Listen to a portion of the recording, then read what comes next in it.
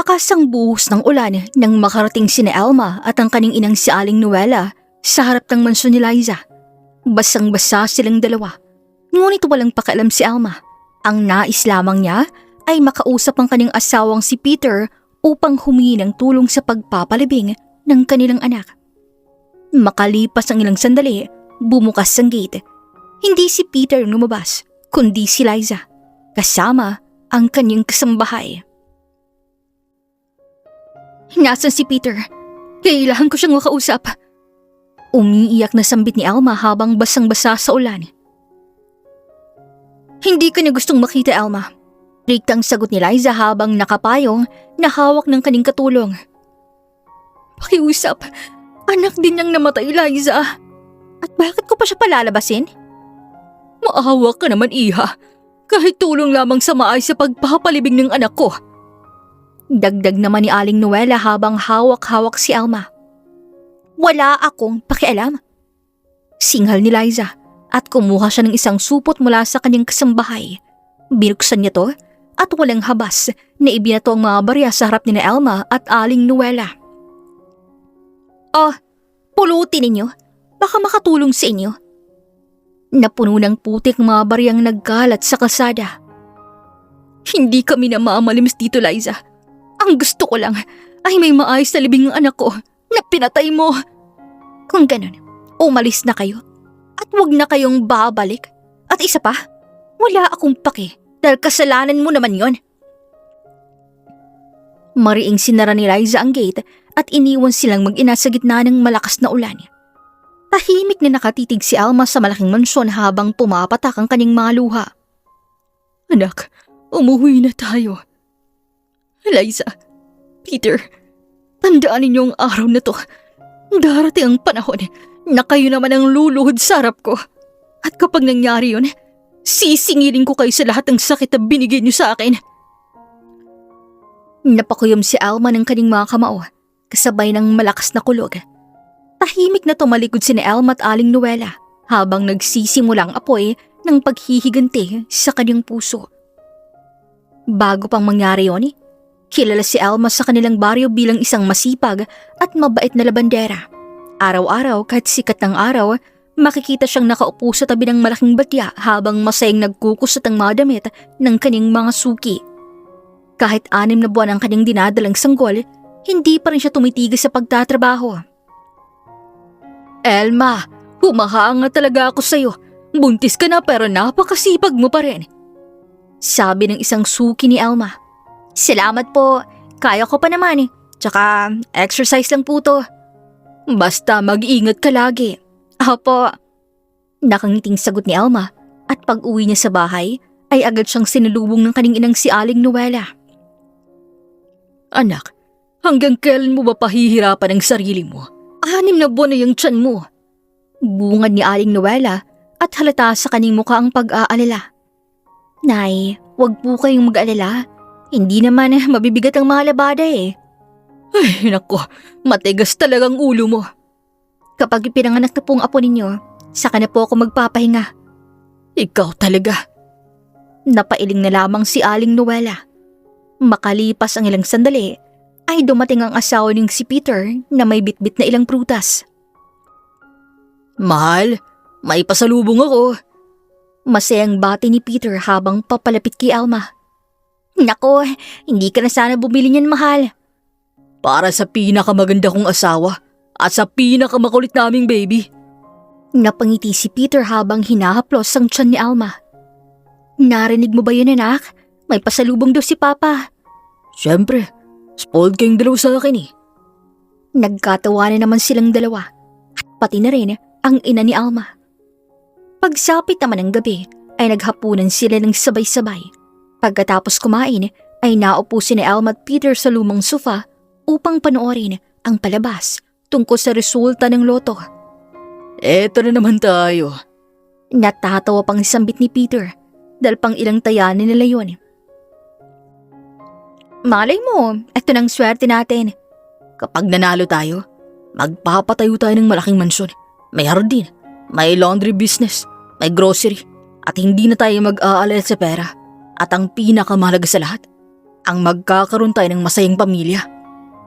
Masayang sabi ni Peter. Pangako mo habang buhay tayong magkakasama? Napangiti si Alma at hinawakan ng kamay ng kanyang asawa. Pangako. Kahit yumaman tayo, mas lalo kitang mamahalin.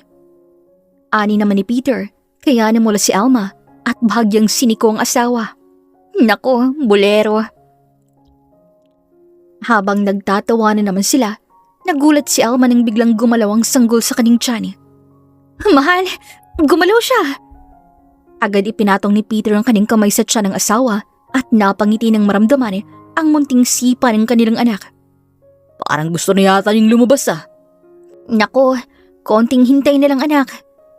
Nakangiting sabi ni Alma habang hinahawakan pa rin ni Peter ang tiyan ng asawa habang pinapanood nila ang palabas sa telebisyon na binabasa ang mga numerong nanalo sa loto. Ay, wala na naman. Okay lang yun, mahal. Bukas ulit. Darating din ang swerte natin. Niyakap ni Peter si Alma habang nakatingin sila sa maliit nilang tahanan.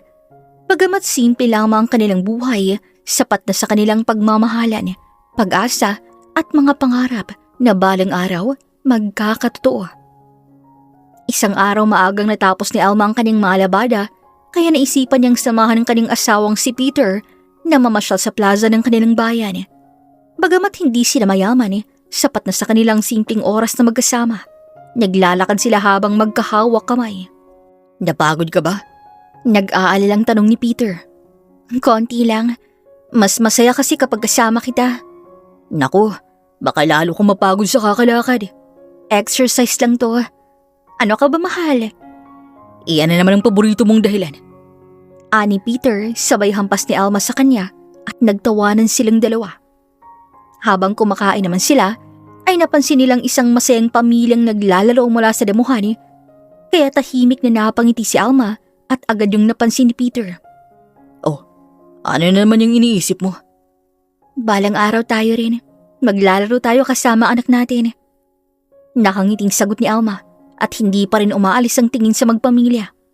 Hindi lang isa, kundi 3. 3 agad? Nako mahal, at ilan pa yan? Basta masaya at kumpletong pamilya natin. Okay na ako dun. Nakangiting sagot ni Peter at niyakap ang asawa. Maya-maya, habang naglalakad pa uwi sa ilalim ng maliwanag na buwan, walang tigil ang kanilang kwentuhan at tawanan. Wala silang malaking bahay, mamahaling sasakyan o maraming pera. Ngunit sa mga sandaling yun, pakaramdam nila ay sila ng pinakamayamang mag-asawa sa mundo. Kinabukasan, maagang nagtungo si Alma sa bahay ng isa niyang suki upang maglaba. Kahit 6 na buwan ang kanyang dinadalang sanggol, masigla pa rin siyang nagkukusot ang mga damit habang nakangiti. Maya-maya, dumating si Peter na may dalang supot ng pagkain at isang bote ng malamig na tubig. Mahal, pahinga ka muna. Bungad ni Peter habang mangiti sa mga labi, kaya napangiti rin si Alma nang makita ang kanyang asawa. Mahal, bakit nandito ka? Dinalang kita ng tanghalian. Baka nakakalimutan mo na namang kumain. Kaya ko naman, mahal, kaya wag kang mag-alala, okay? Di pwede. 2 na kayong dapat kong aligaan.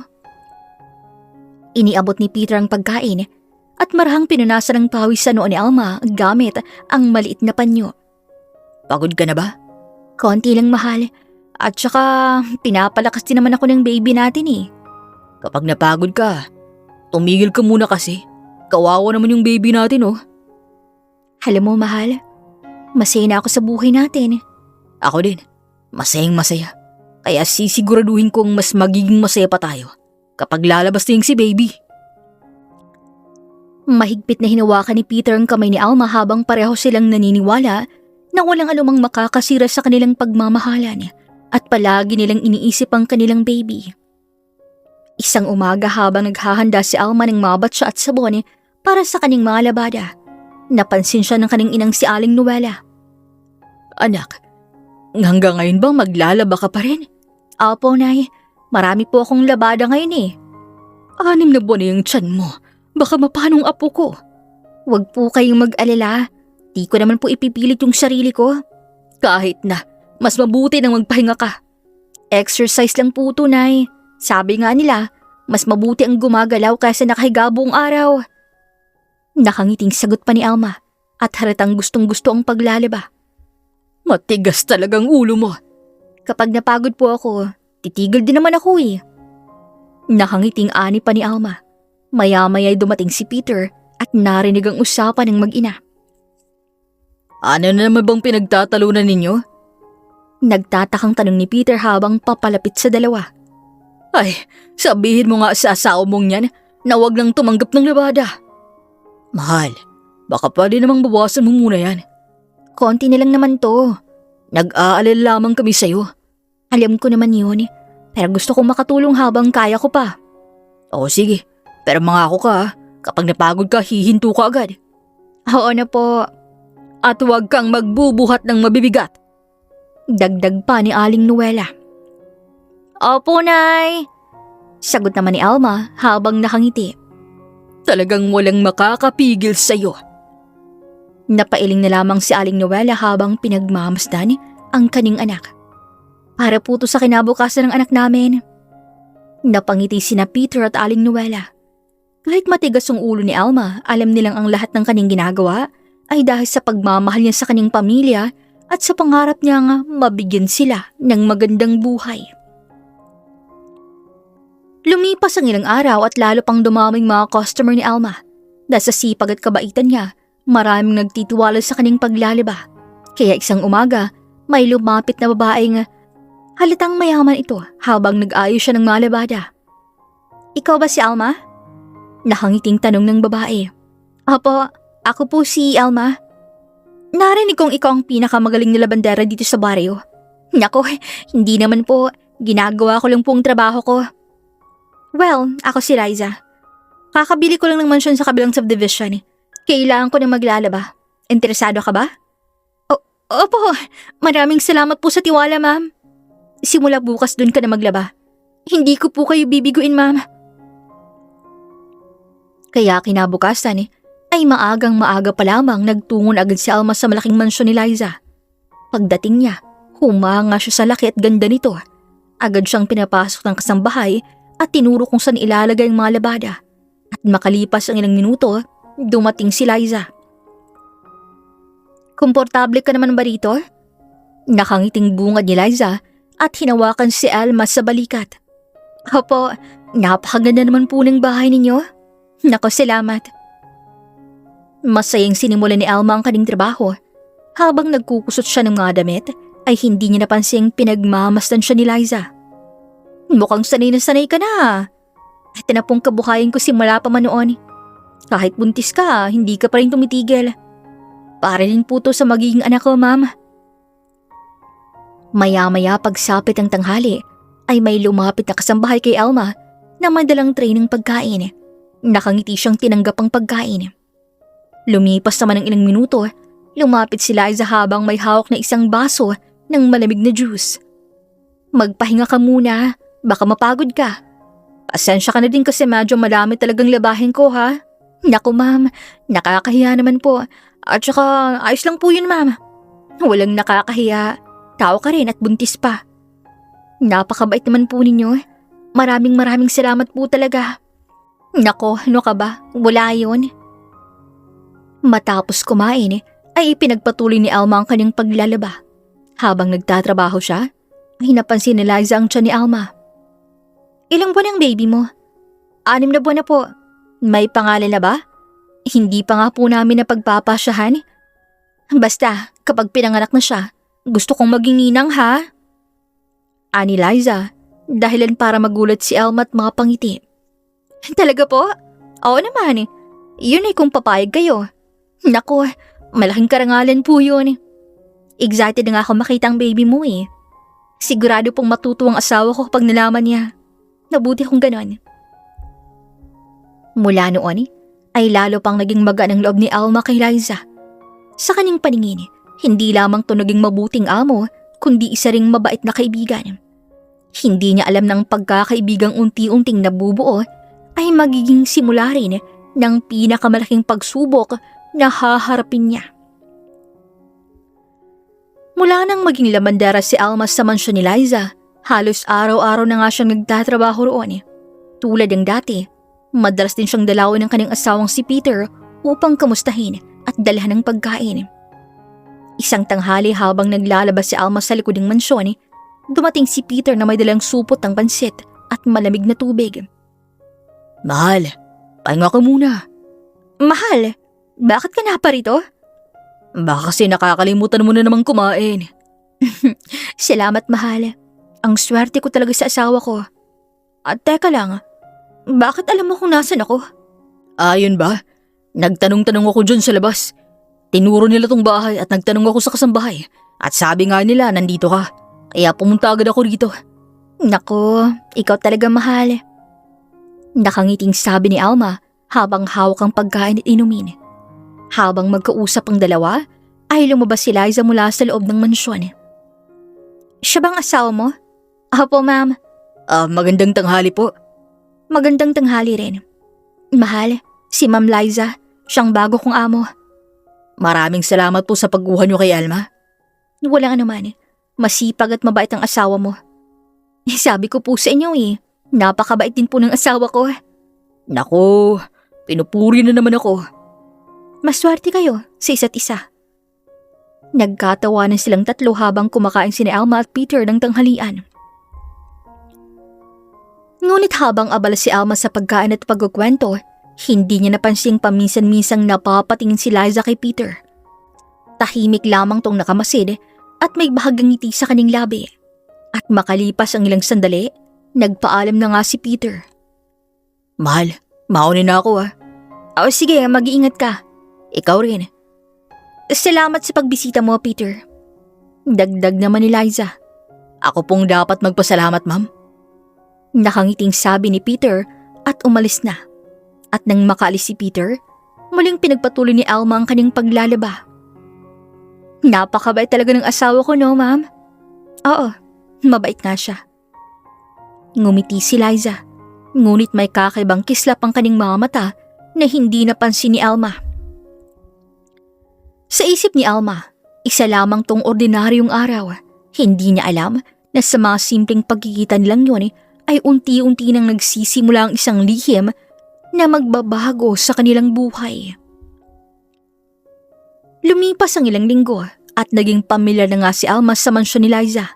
Dahil sa kanyang sipag at katapatan, lalo siyang pinagkatiwalaan ng kanyang amo.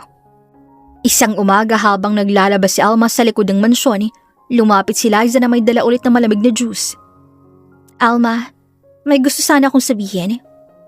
Panimula ni Liza, kaya medyo kinabahan si Alma. Pero nakangiti pa rin siyang sumagot. Ano po yan, ma'am? Napansin kong mabait at masipag din ang asawa mo. Opo, kahit saan po siya magtrabaho, siguradong ibinibigay niya ang lahat ng makakaya niya. Kung ganon, gusto ko sanang alokin siya ng trabaho rito. Talaga po? Oo, kailangan ko kasi nang maglilinis ng swimming pool at mag-aalaga ng hardin. Mukhang kaya naman niya lahat ng yun. Napakalaking tulong po niyan sa amin, ma'am. Okay, sabihin mo sa kanya. Kung gusto niya, pwede siyang magsimula kahit bukas na bukas din. Maraming salamat po, ma'am. Sigurado pong matutuwa si Peter. Masayang sabi ni Alma. Kaya pagsapit ng hapon at pag-uwi ni Alma, agad niyang binalita ang magandang sinabi ni Liza sa kanyang asawa. Mahal! Nakangiting tawag ni Alma kay Peter. Bakit, mahal? Mukhang masaya ka yata. May magandang balita ako. Gusto kang kuning magtrabaho ni Ma'am Liza sa mansyon niya? Ako? Oo, ikaw ang maglilinis ng swimming pool at mag-aalaga ng hardin. Sigurado ka? Oo naman . Hindi na natin masyadong iisipin ang gastusin kapag manganganak na ako. Salamat naman at may tiwala sa akin ng amo mo. At may tiwala rin ako sa'yo. Hindi kita bibiguin, mahal.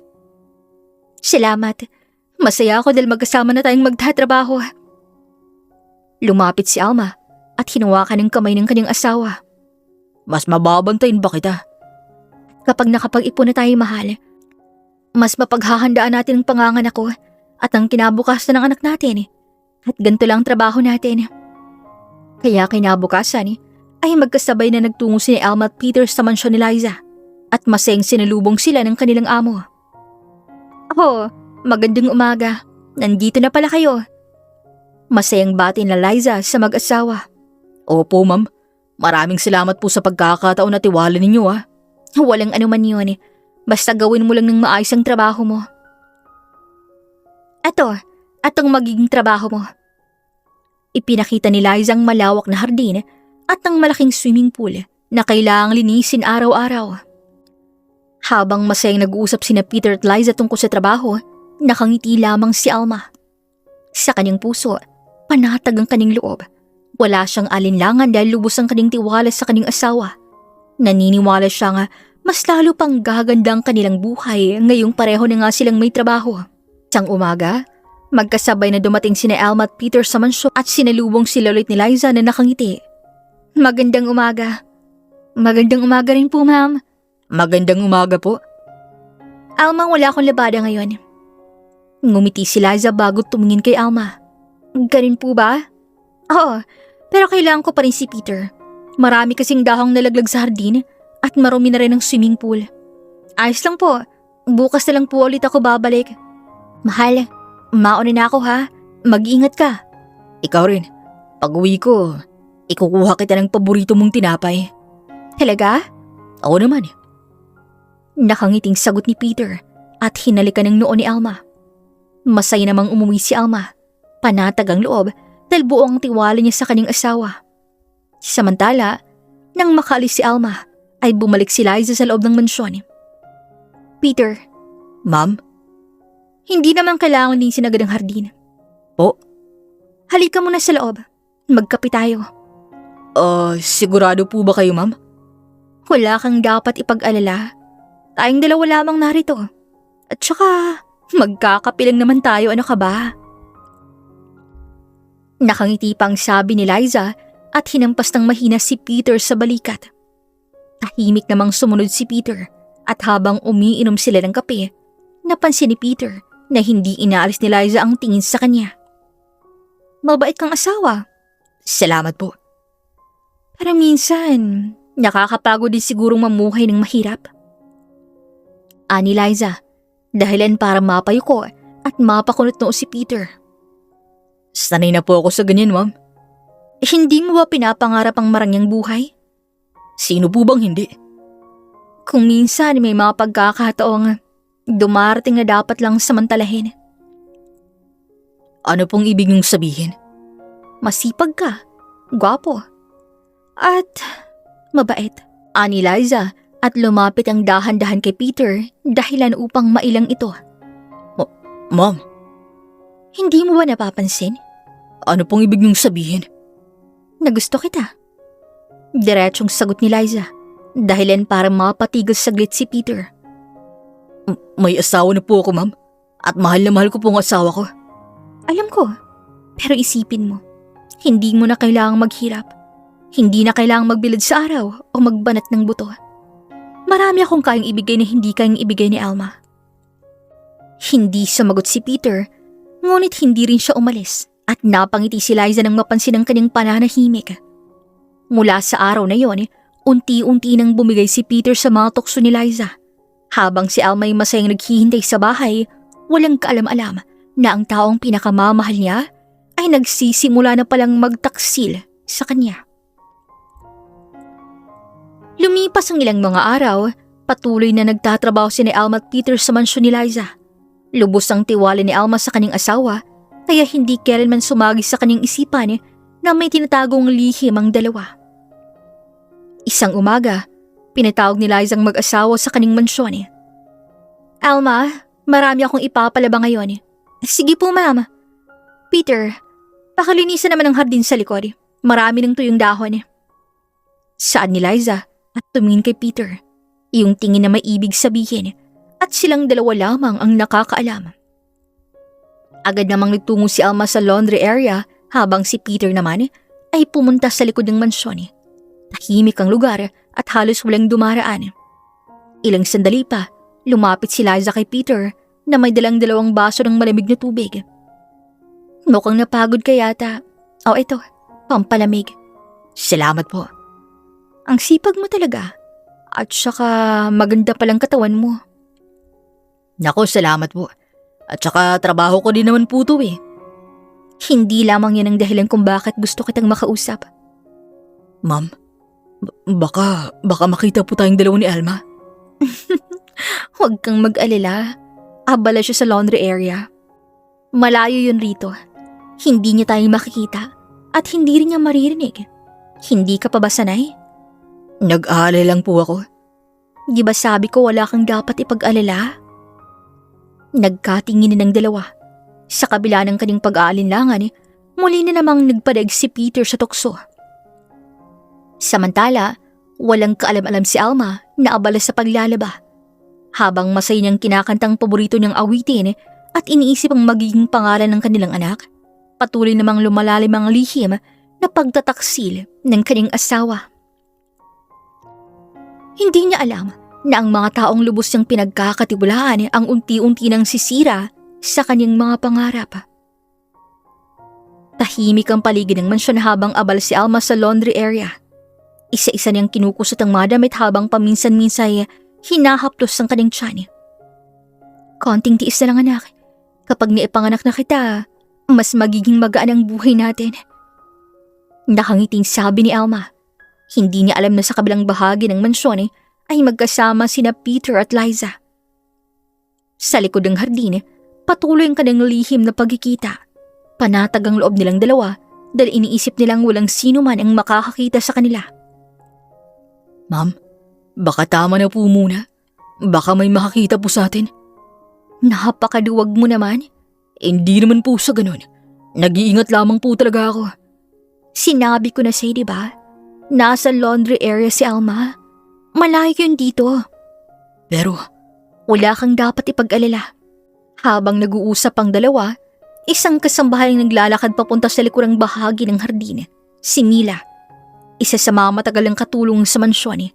Ito'y may dalang basket ng mga tuyong damit na isasampay at hindi niya inaasahang maririnig ang mga boses ng dalawa. Ha? May tao pala rito?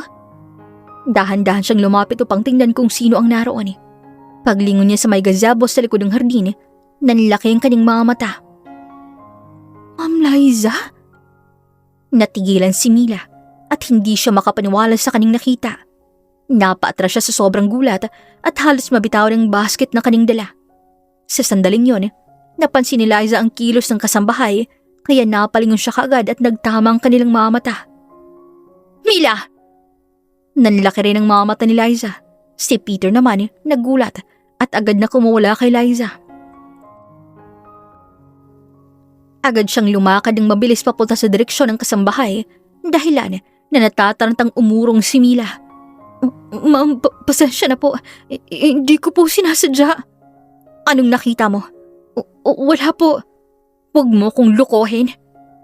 Sagutin mo ako, Mila. Anong nakita mo? Nakita ko lang po kayong dalawa. Kung ganun, makinig kang mabuti ha. Walang makakaalam ng nakita mo. Kapag nagsumbong ka kay Alma, sisiguraduhin kong ikaw ang unang mawawala ng trabaho. Naiintindihan mo ba? Ma'am, kailangan ko po ang trabahong ito. Hindi lang trabaho. Alam ko kung saan nakatira ang pamilya mo. Maawa po kayo. Hindi po ako magsasalita. Kung gusto mong manatiling maayos ang buhay mo, kalimutan mo ang lahat ng nakita mo. Walang emosyon ngunit madiin na sabi ni Liza, ngunit tahimik lamang si Peter sa gilid. Halatang kinakabahan siya sa nangyayari. Ma'am, tama na po siguro. Nag-aalangang sambit ni Peter. Manahimik ka muna. Kaya mo bang manahimik ha, Mila? Opo. Anong isasagot mo kapag may nagtanong? Wala po akong nakita. Mas malakas! Wala po akong nakita. Mabuti't nagkakaintindihan tayo dito. At yan ang gusto ko. Yung marunong makinig. Para walang gulo. Huminga ng malalim si Mila habang nanginginig ang kanyang mga kamay. Hindi niya akalain nga ang mabait na amo na kanyang nakilala noon ay may gantong kalamig na ugali. Tahimik siyang tumalikod at mabilis na naglakad palayo. Habang papalayo siya, hindi niya mapigilang lumingon. Sa kabilang bahagi naman ng mansyon, masayang naglalaba pa rin si Alma at maya-maya pa'y lumapit pa siya sa isang kasambahay. Ate, nakita mo ba si Peter? Nasa likod pa yata ng hardin. Masipag talagang asawa kong yon. Kapag natapos kami rito, ikukuha ko siya ng paborito niyang merienda. Nakangiting sabi ni Alma sa kanyang sarili. Hindi alam ni Alma na sa mismong oras na yon ay may isang taong pilit na ikukubli ang katotohanan para sa kanya. Samantala, nakatanaw lamang si Mila mula sa malayo at punong-puno ng awa ang kanyang puso. Mula nang masaksihan ni Mila ang lihim ni Liza at Peter, hindi na siya mapakali. Sa tuwing pumapasok siya ng mansyon, lagi niyang naaalalang bantahan ng kanyang amo. Tandaan mo, kapag nagsumbong ka, hindi lang trabahong mawawala sa'yo. Paulit-ulit tumatak sa isip ni Mila ang mga salitang yon. Kaya kinabukasan, dumating na naman si Alma sa mansyon upang maglaba. Tulad ng dati, masaya siyang bumati sa lahat. Magandang umaga!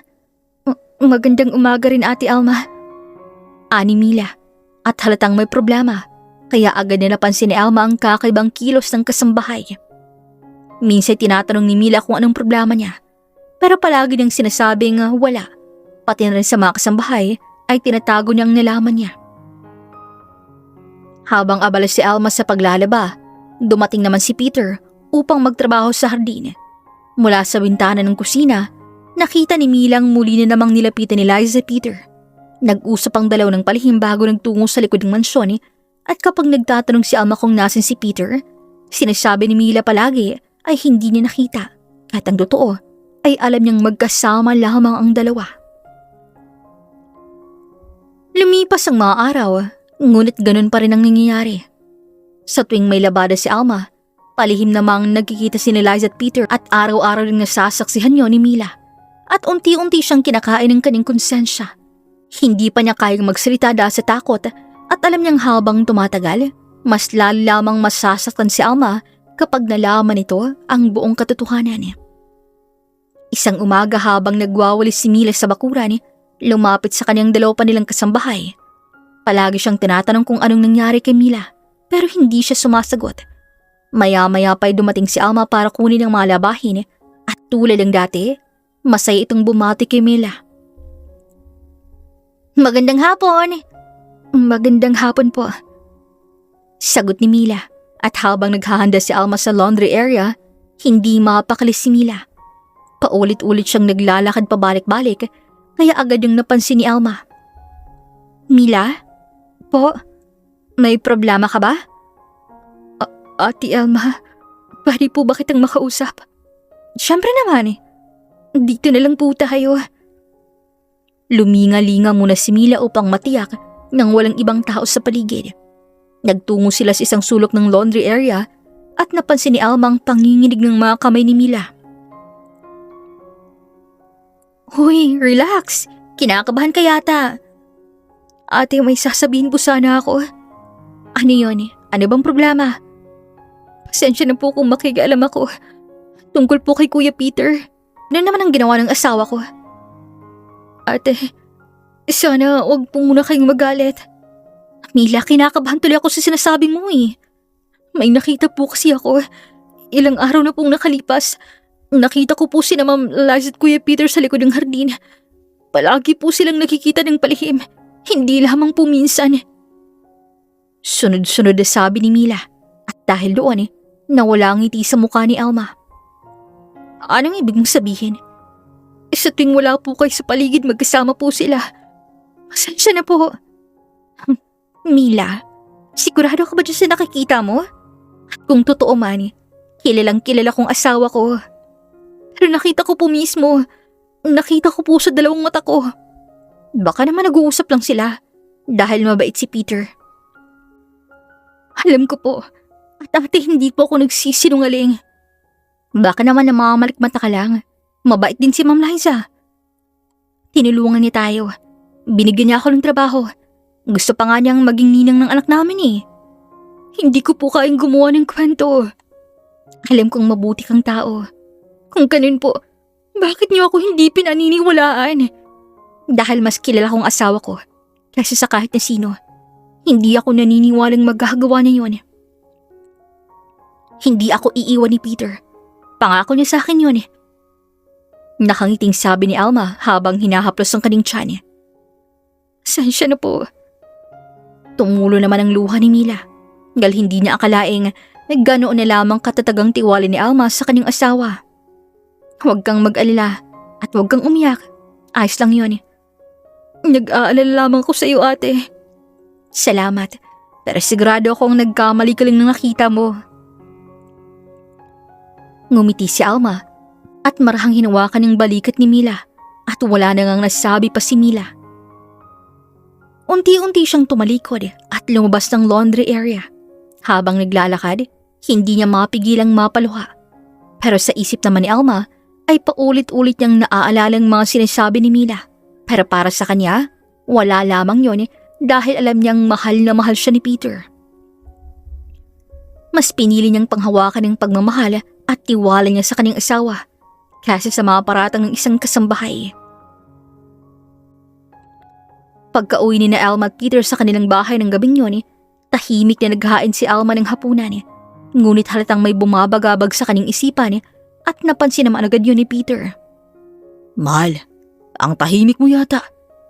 Nag-aalalang sambit ni Peter at hinawakan siya sa balikat. May gusto sana akong itanong. Ano yun? Huminga pa muna ng malalim si Alma bago tumingin sa kanyang asawa. Kanina, kinausap ako ni Mila. Ani Alma, bahagya namang natigilan si Peter, ngunit agad din siyang ngumiti. Ano naman ang sinabi niya? Sabi niya, nakita ro niya kayo ni Ma'am Liza na palaging magkasama sa likod ng mansyon. Saglit na tahimik si Peter. Pagkatapos ay napailing siya at bahagyang natawa. Totoo ba? Mahal, kilala mo ako, di ba? Sa tingin mo ba magagawa kong lokohin ka? Hindi. Mahal na mahal kita. Ikaw lang babaeng minahal ko. At mahal na mahal ko rin anak nating dalawa. Hindi ko ipagpapalit ang pamilya natin sa kahit na sino. Marahang hinawakan ni Peter ang kamay ni Alma dahilan upang mapangiti siya. Pero sabi ni Mila, huwag kang maniwala sa mga gawa-gawang kwento. Siguro may nakita siyang iba at akala niya kami. Kawawa naman siya kung nagkamali. Mas mabuti nang huwag mo nang isipin yun. Magtiwala ka lamang sa akin at hindi kita sasaktan. Mahigpit na niyakap ni Peter ang kanyang asawa. Pasensya na kung naitanong ko pa. Ayos lang yun. Mas mabuti nang sinasabi natin sa isa't isang mga gumugulo sa isip natin, di ba? Ani Peter at hinalikan sa noo ang asawa. Kinabukasan, muli na namang nagtungo si Alma sa mansyon ni Liza upang maglaba. Pagkakita niya kay Mila, agad niya itong nilapitan. Mila, maaari ba kitang makausap? Nakausap ko na si Peter kagabi at naniniwala kong hindi niya magagawa ang mga sinasabi mo. Mabait ang asawa ko at mabait din si Ma'am Liza. Kaya sana, huwag ka nang gagawa ng mga kwentong hindi naman totoo. Hindi pa ako nagsisinungaling. Ayoko lang na magkaroon ng hindi pagkakaunawaan dahil lamang sa maling akala. Tahimik na tumalikod si Alma at bumalik sa kanyang paglalaba. Samantala, naiwan si Milang nakatungo. Napapikit siya at nakapabuntong hininga. Alam niyang napakalaki ng tiwala ni Alma kay Peter. Sa paningin nito, ang kanyang asawa isang mapagmahal at mabuting lalaki na hindi kayang magtaksil. At yun din ang dahilan kung bakit lalo siyang naawa kay Alma. Dahil alam niyang darating ang araw na ang tiwalang yun ang siya ring dudurog sa puso nito. Lumipas ang mga araw na tila walang nagbago sa buhay ni Alma. Patuloy pa rin siyang pumapasok ng mansyon ni Liza upang maglaba. Sa bawat araw na lumilipas, ang tanging laman ng kanyang isip ay ang nalalapit na pagsilang ng kanyang anak. Paminsan-minsan hinaplos niya ang kanyang tiyan habang nakangiti. Anak, ilang buwan na lang. Sabik na kami makita ka. Sa kabilang bahagi naman ng mansyon, abala naman si Peter sa paglilinis ng swimming pool. Katulad ng dati, wala ring hinala si Alma na may nangyayari sa likod ng kanyang likuran. Habang naglalaba siya ng tanghaling yon, bigla niyang naramdaman ang bahagyang pananakit ng kanyang tiyan, kaya napahawak siya rito. Siguro napagod lang ako. Ilang segundo ang lumipas, ngunit hindi nawawala ang kirot, kaya napatingin siya sa paligid. Iniwan muna niya ang kanyang pangalabada at dahan-dahang naglakad patungo sa swimming pool kung nasan si Peter. Habang papalapit siya, may narinig siyang mahihinang tawanan Kaya nagtaka siya. Ilang hakbang pa ang kaning ginawa at doon parang tumigil ang mundo. Nanigas siya sa kaning kinatatayuan. Akala niya ay may bisita lamang si Liza sa gitna ng swimming pool. Pero ang nakita niya ay walang iba kundi si Peter at Liza. Magkalapit ang dalawa at sa kanyang sariling mga mata, nakita niya ang naghahalikan ng kanyang asawa at ang babaeng lubos ng pinagkatiwalaan. Parang nabingi si Alma. Unti-unting tumulo ang kanyang mga luha. Kasabay nito ay bumalik sa kanyang alaala ang babala ni Mila. Kaya napapikit siya. Hindi! Peter! Sigaw ni Alma. Kaya nagulat siya na Peter at Liza. Agad silang napalingon sa direksyon ni Alma at nanlaki ang mga mata ni Peter. Alma? Gulat na sambit ni Peter. Kaya mabilis siyang umahon mula sa pool at patakbong lumapit sa asawa. Mahal, makinig ka muna. Ngunit bago pa siya makalapit, ay malakas siyang sinampal ni Alma, kaya napayuko si Peter. Tahimik ang paligid, at ang hikbi lamang ni Alma ang maririnig. Sinungaling ka? Mahal, Ito bang pangako mo sa akin? Ang baboy ninyo! pakinggan mo muna ako. Ano pang ipapaliwanag mo? Sabi mo ako lang. Sabi mo mahal mo kami ng anak natin. Sabi mo hindi mo kami pagpapalit. Alma, dahan-dahan namang umahon si Liza mula sa pool. Pero agad din siyang hinarap ni Alma. Ikaw, kumalma ka muna. Kalma? Tinuring kitang kaibigan. Tinulungan mo ako. Pinaasa mo pa akong magiging ninang ka ng anak ko. Tapos ganito ang gagawin mo. Natawa si Alma sa pagitan ng kanyang pag-iyak, ngunit hindi sumagot si Liza. Kaya lumapit si Alma sa kanya. Mahal, tama na. Makinig ka muna. Hinawakan ni Peter ang kanyang braso, ngunit mabilis na kumalas si Alma. Huwag mo akong hawakan! Pasensya ka na. Sensya?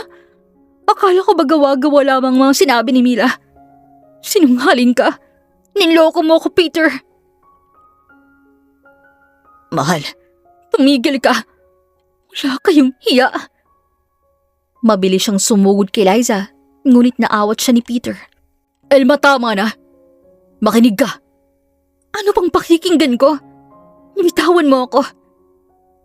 Pilit siyang kumakala sa pagkakahawak ni Peter, kaya nakawala siya. Pero punong-puno na ng galit ang kanyang puso at muli siyang sumugod kay Liza. Lumayo ka! Huwag kang lalapit sa akin. Sisirain mong pamilya ko, tapos ako pang lalayo. Sa gitna ng takot at gulat, naitulat niya si Alma at hindi niya inaasahang mawawala ng balanse ang buntis. Bumagsak siya ng malakas sa sementong gilid ng swimming pool, kaya napahawak si Alma sa kanyang tiyan. Alma! Sigaw ni Peter at agad niyang nilapitan ng asawa. Ngunit hindi makapagsalita si Alma at unti-unti niyang naramdaman ang matinding sakit. Ang anak ko! Maya-maya may iba siyang naramdaman. May mainit na likidong dumadaloy sa kaning binti. Dahan-dahan siyang tumingin pababa at nanlaki ang kaning mga mata dahil may dugo. Unti-unting kumalat ang dugo sa simentong kanyang kinahihigaan, kaya napaiyak siya ng tuluyan. Nanginginig ang kaning mga kamay habang hinahawakan ang kanyang tiyan at lumuhod naman si Peter sa kaning tabi. Alma, tingnan mo ako. Ngunit hindi na siya pinansin ni Alma. Tanging kaning tiyan lamang ang kaning hawak. Peter, tulungan mo anak natin. Unti-unting nanghina ang kaning katawan. Nagsimulang lumabo ang kaning mga mata. At ang huling nakita niya ay ang mukha ng lalaking minahal niya ng buong puso. At ang lalaking nangakong hinding-hindi siya sasaktan. Ngunit siya ring naging dahilan ng paggawasak ng kanilang pamilya. At kasabay ng pagdating ng mga taong tutulong sa kanya, tuloy nang nawala ng malay si Alma. Ilang oras ang lumipas, dahan-dahang namulat ang mga mata ni Alma. Malabo pang kaning paningin at ang tanging naririnig niya ay ang mahinang tunog ng mga makina sa loob ng ospital. Napansin niyang may mahigpit na nakahawak sa kaning kamay. Paglingon niya, nakita niyang kaning inang si Aling Noela. Namumugto ang mga mata nito o kakaiyak. Nay, anak. Agad ninapating si Aling Noela sa kaning anak Kaya napaluha itong muli at nagtaka si Alma. Bakit po kayo umiiyak? Nainasan po si Peter. Bakit po kayo ganyan? Hindi agad nakasagot si Aling Noela at mas lalo lamang tong humagulgol. Unti-unti namang hinawakan ni Alma ang kaning tiyan, kaya nanlaki ang kaning mga mata. Hindi niya na maramdaman ang dati niyang dinadalang sanggol, dahilan na bigla siyang kinabahan. Nay, nasan pong anak ko? Umiiyak na tanong ni Alma, kaya hindi mapigilan ni Aling Noela ang humagulhol pa ng iyak. Anak, Nay, sabihin niyo po sa akin. Pasensya ka na. Nasaan po siya? Wala ng anak mo. Parang tumigil ang mundo ni Alma dahil sa sagot ng kaning ina. Hindi siya agad nakapagsalita. Pakiramdam niya ay binuhusan siya ng napakalamig na tubig. Hindi. Ginawa ng mga doktor ang lahat pero hindi nila siya nailigtas. Hindi. Anak, hindi. Ang anak ko. Anak, ilabas mo lamang ang sakit. Kasalanan ko ba, Nay? Hindi ko man lamang siya nakita o nahawakan. Habang umiiyak silang mag-ina, bumukas ang pintuan ng silid at pumasok si Peter. May dala tong isang supot ng prutas at mga bulaklak. Nang makita siya ni Alma, agad na tumulong mas marami pang luhas sa kaning mga mata. Elma, pasensya ka na.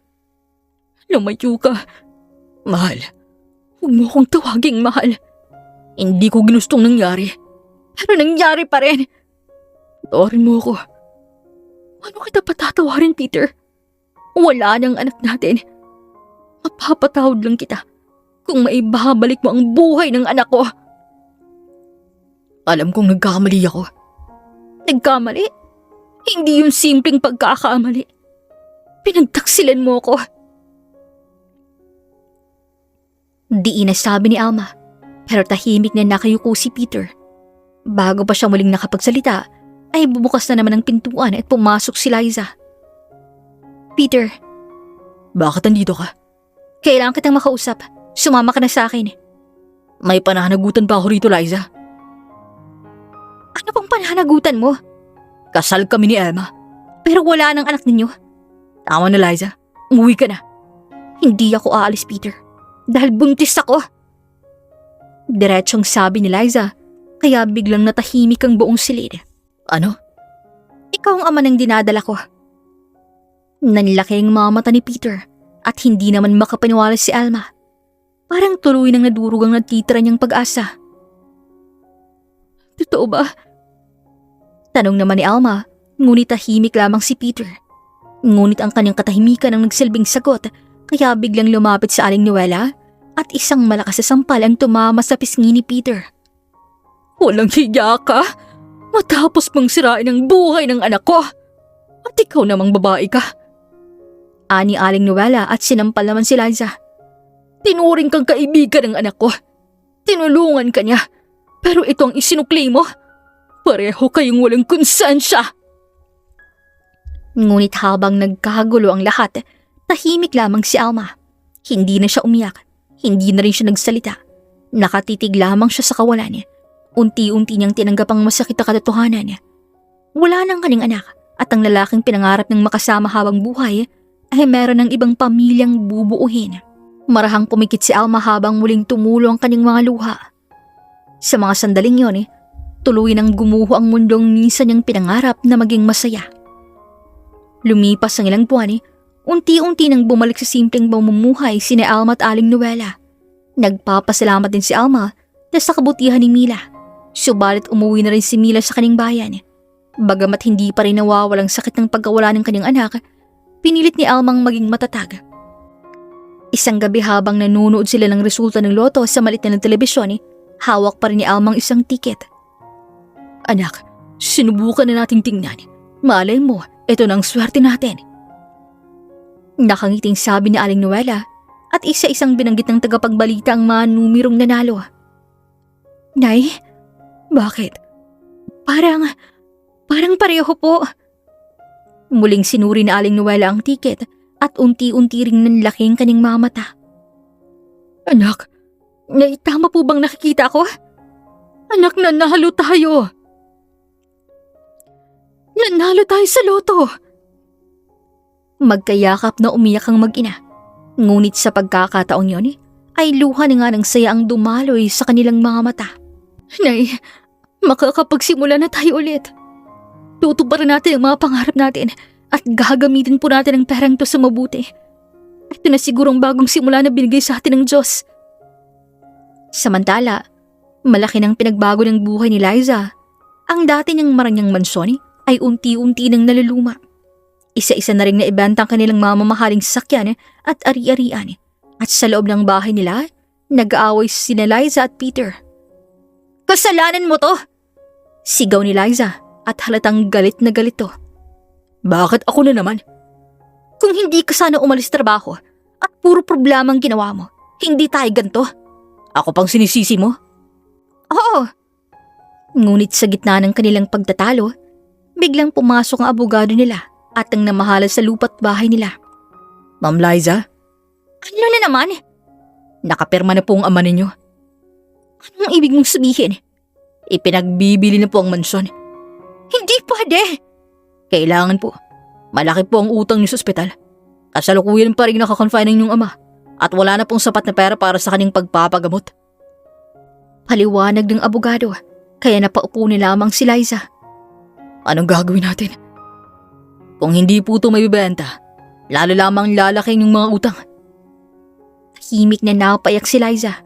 Hindi niya ay nakalang darating ang araw na mawawalang lahat ng kanyang kayamanan. Hindi din nila madala sa ospital ang kanilang anak dahil wala silang pambiling gamot at nilalagnat to. Tahimik na hinarap ni Liza at Peter ang katotohanan mula sa pagiging mayaman ay nalubog nga sila sa utang at pagkawala ng mga ari-arian. Samantala, unti-unti namang bumabangon ang buhay ni Alma at Aling Noela. Habang dahan-dahang inilalapit ang kapalaran ng muling pagtatagpo ng kanilang malandas, ngunit sa pagkakataong to, baliktad na ang kanilang mga kalagayan. Lumipas ang ilang linggo, maingat nilang pinamalaan ang kanilang napanalunang pera. Nagpatayo sila ng maliit na negosyo at bumili ng ilang ari-arian. Ngunit may isang balitang nakatawag ng pansin kay Alma. Ipinagbibili na ang mansyon ni Liza. Nalaman niyang tuloy na nga nalubog sa utang ang pamilya ni Liza dahil sa malaking gastusin sa ospital ng ama nito. Wala na rin silang sapat na pera upang mapanatili ang kanilang maranyang bahay. Anak, may problema ba? Ang lalim yata ng iniisip mo. Nay, gusto kong bilhin ng mansyon nila Liza. Sigurado ka ba? Hindi ba't mas mabuting humanap na lamang tayo ng ibang bahay? Hindi, Nay. Panahon na po para harapin kong nakaraan. Kaya kinabukasan, nakipagkita agad si Alma sa ahenteng nangangasiwas sa pagbebenta ng mansyon. Hindi na siya nagdalawang isip dahil yun ang plano niya para makaganti sa ginawa ng dalawa sa kanya. Nung araw din yun, dumating ang ahente sa mansyon nila Liza. Naabutan niyang nakaupo sina Peter at Liza sa sala. Halatang pagod ang dalawa. Ang dating mamahaling kasangkapan ay kukonti na lamang at marami ng gamit ang naibenta. Si Peter naman ay may kargang isang maliit na batang babae na namumutla at nilalagnat. Magandang hapon. Anong sadya mo rito? May bumili na po ng mansyon ninyo. Ano? Kailangan na po ninyong ihanda ang pag-alis sa bahay na ito. Sinong bumili? Bago pa makasagot ang ahente, ay bumukas ang malaking pintuan at pumasok si Alma. Halatang nagbago ng kanyang buhay, ngunit nanatili ang kanyang mahinang kilos. Tahimik siyang tumingin sa paligid ng mansyon, pagkatapos ay tumingin kina Peter at Liza. Ako? Ikaw? Hindi. Imposible. Gulat na tanong ni Liza at nabitawan niya pa ang hawak ng bag at hindi makapaniwala ang dalawa. Possible, Liza. Ikaw ang bumili ng bahay na to? Oo. Napayuko naman si Peter. Hindi niya alam kung anong sasabihin. Tahimik namang naglakad si Alma papunta sa likod ng mansyon. Hindi niya nilingon ang dalawa at huminto siya sa tapat ng swimming pool. Matagal siyang nakatitig sa tubig at unti-unting bumalik sa kanyang alaala ang lahat. Ang matatamis sa pangako ni Peter, ang pagkikita nilang dalawang Liza, ang pagtataksil, ang pagkakadapa niya, ang dugong kumalat sa semento at ang pagkawala ng kanyang anak. Isa-isang pumapatak ang mga luha ni Alma, ngunit maya-maya pa, may narinig siyang mahinang boses ng isang batang babae na anak nila Peter at Liza, si Ella. Hay po, mahinang sabi ng bata kaya napalingon si Alma. Nakita niyang isang maliit na batang babae na dahan-dahang naglakad papunta sa kanya. Namumutla ito at halatang nanghihina. Ngumiti si Alma. Hello, anong pangalan mo? Ella po. Ilang taon ka ni Ella? 4 po. Ayos ka lang ba? Nag-aalalang tanong ni Alma, pero hindi na nakasagot ang bata at unti-unti itong nanghina. Peter! Bumagsak ang bata bago pa niya tumasalo at agad siyang lumuhod at tinawag si Peter. Narinig yun ni Peter at ganyan din si Liza at agad na tumakbo palabas ng bahay. Mataas ang lagnat niya! Ilang araw na siyang nilalagnat. Bakit hindi niyo nadadala sa ospital? Wala na kasi kaming pambayad eh. Tahimik na napating si Alma sa bata. Sa kabila ng lahat ng sakit na dinanas niya, wala siyang nakitang kasalanan sa musmos na wala namang kamalay-malay. Huwag na tayong mag-aksay ng oras. Dalhin natin siya sa ospital. Agad silang nagtungo sa ospital. Sa araw na yun, muling nagtagpo ang kanilang malandas. Ngunit sa pagkakataong to, si Alma na ang may kakayahang magpasya kung ano ang susunod na mangyayari. Hindi nakatulog si Alma ng gabing yun. Paulit-ulit na pumapasok sa kanyang isipan ng mukha ng batang si Ella. Inaaawa siya rito. Ngunit sa tuwing maaalala niyang pagkawala ng sarili niyang anak, bumabalik din ang sakit at galit na matagal niyang kinimkim. Kinabukasan, tuloy nang nailipat sa pangalan ni Alma ang mansyon. Kasama si Aling Noela, inayos silang bahay at nagsimula ng panibagong buhay. Anak, sa wakas tayo ng may-ari ng bahay. Apo, Nay. Pero bakit parang malungkot ka pa rin? May mga sugat kasing kahit yumaman ka, hindi agad naghihilom. Maya-maya habang nag-uusap silang mag-ina, ay may narinig silang sunod-sunod na katok sa kanilang malaking gate, kaya agad nila itong pinuntahan. Pagbukas ng gate, kapos sila natigilan dahil nasa kanilang harapan sina Peter at Liza. Halatang ilang araw nang hindi maayos ang tulog ng dalawa. Gusot ang kanilang mga damit at bakas ang pagod sa kanilang mga mukha. Si Liza na may umiiyak. Helma, nakikiusap kami. Anong kailangan niyo? May sakit si Ella at lumalala ang lagnat niya. Wala na kaming pera para sa ospital. Ay sa akin ba? Naawa kayo noon? Nung namatay ang anak ko, nagsumamo rin kami ng nanay ko. Alam kong wala na akong karapatang huminang tawad, Elma. Tama ka. Kahit para na lamang sa anak namin. Noon, sinabi mong wala kang pakialam sa anak ko. Pinagsisisihan ko ng lahat, Elma. Sige. Tutulungan ko ang bata. Pero may kondisyon. Kahit ano man yan, papayag kami. Tutulungan ko kayo. Pero kapalit si Peter. At sa madaling salita, binibili ko ang asawa mo, Liza. Naging sa akin din naman si Peter. At isa pa, asawa ko pa rin siya. Kaya may karapatan ako. Hindi pwedeng, Elma. So ayaw mo? O sige, madali naman akong kausap, Liza. Humingi na lamang kayo ng tulong sa iba. Sige, papayag ako. Gagawin ko to para sa anak ko. Kaya napagkasunduan na nga nila ang kanilang desisyon. At si Alma naman, bagamat hindi pa tuloy ang naghihilom ang kanyang sugat, ay piniling gamitin ang kanyang lakas hindi para gumanti sa isang inosenteng bata, kundi upang tuluyang wakasan ang madilim na kabanata ng kanyang nakaraan. Nakuha naman ni Alma si Peter, ngunit nasa kwarto lamang si Peter at hindi lumalabas. Hanggang isang araw, habang nag-uusap at umiinom sila ng kape ng nanay ni Alma, narinig nilang may nag-doorbell, kaya agad na lumabas ang isa sa mga kasambahay upang tingnan. Ma'am Elma, may bisita ho kayo. Sino? Si Ma'am Liza po. Papasukin mo. Ilang sandali pa'y pumasok si Liza. Nasaan si Peter? Bakit mo siya hinahanap? Hinahanap siya ni Ella. Napag-usapan na natin yan, Liza. Kailangan siya ng anak namin, Elma. At nung kailangan kong asawa ko at ama ng anak ko, nasan siya? Alam kong marami kaming kasalanan. Hindi sapat ang salitang kasalanan para sa ginawa ninyo.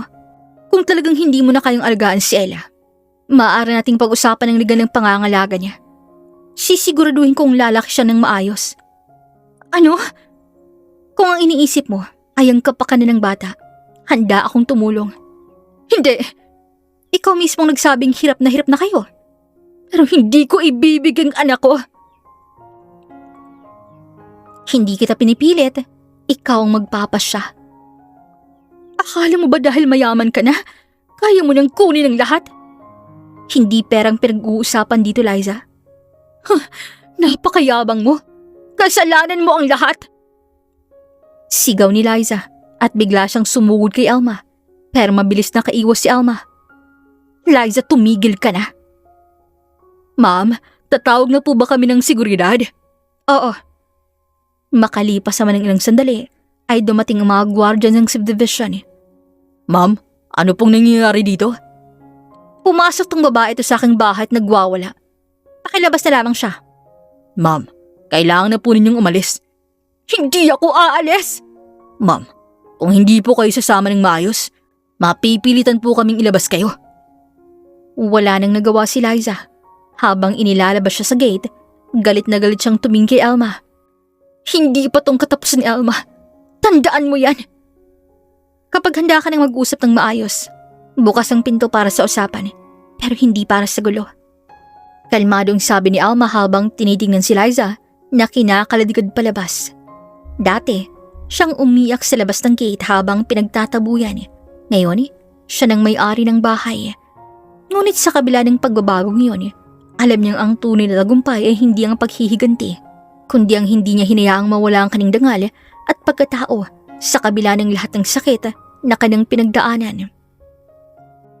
Ilang araw matapos ang gulong naganap sa mansyon, tahimik na nakaupo si Alma sa kanyang opisina habang nakatingin sa isang lumang larawan nilang dalawa ni Peter. Unti-unti niyang sinarang album at napabuntong hininga. Nay, hindi pa sapat ang ginawa ko sa kanila. Ano na naman ang iniisip mo, anak? Mas gusto kong makamit ang hustisya, Nay. Kung ano man ang magiging desisyon mo, nandito lamang ako para suportahan ka, anak.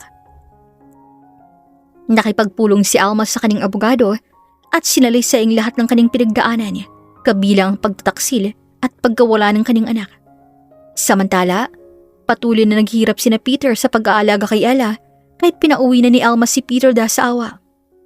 Nang malaman ni Alma ang kalagayan ng bata, muli siyang naawa at humingi ng payo sa kanyang abogado at sa mga kinauukulang ahensya tungkol sa tamang proseso ng pansamantalang pangangalaga para sa kapakanan ni Ella. Ang pinakamalaga ay ang kapakanan ng bata. Ano man ang mangyari, ang korteng magpapasya. Ilang araw matapos matanggap ni Peter at Liza ang opisyal na abiso tungkol sa kasong isinampalaban sa kanila. Sumailalim sila sa paglilitis. Matapos ang ilang buwan, napatunayan ng hukuman ng kanilang pananagutan batay sa mga ebidensya at testimonya ng mga saksi. Kasabay nito, isinagawa rin ang legal na proseso upang matiyak ang kapakanan ng batang si Ella. At sa huli, si Alma ang naging kanyang legal na tagapag-alaga. Sa wakas, nagwakas din ang mahabang laban ni Alma para sa katarungan at napalitan ng kapayapaan ang kanyang mga pinagdaanang pagdurusa. Ipinakita ng kanyang karanasan na ang kasamaan at pagtataksil ay may kaparusahan, haba ang tunay na tagumpay ay makakamit sa pamamagitan ng katarungan, pagmamahal at pagpili ng tamang landas. Dahil sa kanyang katatagan at kabutihan, nagkaroon siya at si Ella ng pagkakataong magsimula ng mas maayos at mas maliwanag na buhay. Dito na po nagtatapos ang kwentong ito. Marami pong salamat sa inyong pakikinig. Paalam!